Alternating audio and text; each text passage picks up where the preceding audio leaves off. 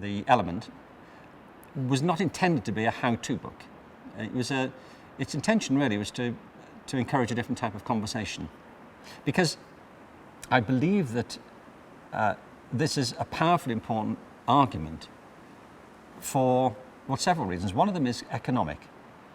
You know, we, I believe, make scandalous misuse of people's abilities, and we throw away and squander huge amounts of natural talent and passion and enthusiasm. And you can see the evidence of that everywhere. People are disengaged, detached, disaffected. But when people connect with who they really are, the whole story shifts. So it's also important for personal fulfillment, for people living a life that means something. I can't imagine why you would live a life, if you could avoid it, that didn't mean anything to you, and yet many people do. And it's also important for cultural reasons, for health and strength of our communities. So this book was about that, and it has quite a few things to say about education and why it is that education wastes a lot of people's natural abilities, and it does, but also why people get lost in organisations and why we can't afford to do that anymore.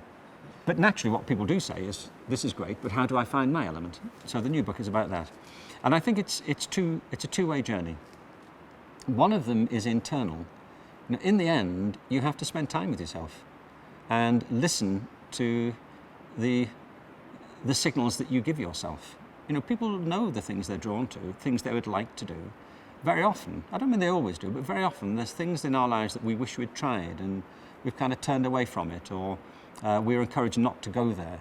There are obstacles or barriers that other people present to us sometimes.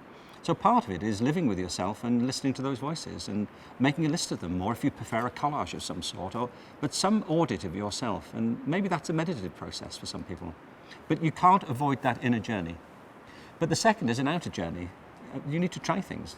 Because if you don't try things, you will never know. Many of the people I've talked to in the book might never have discovered their talents but for a mentor who pushed them, or an opportunity that came their way which they took.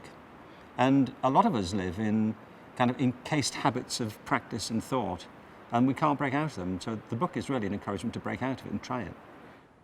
And I think that employers are waking up to that, you know, that more and more companies are recognizing that if you're in charge of forced labor, you get no more than you're paying for, and a lot of disaffection and very little discretionary effort. And that if you create circumstances where people get real fulfillment from what they do and feel that they're doing it matters rather than it being done by anybody else, then it's transformative. And you can see all kinds of companies that are doing that. There's an interesting movement just now called conscious capitalism, which was started by John Mackey from Whole Foods, which is about finding more ethical forms of practice. I mean, nobody's arguing against the need to make profit, but sometimes the price of profit is more than we can afford. And the real future lies in sustainable forms of corporate practices which make best use of their people as well as, you know, the products they're aiming to produce. So yes, I think there's a very powerful economic and cultural argument.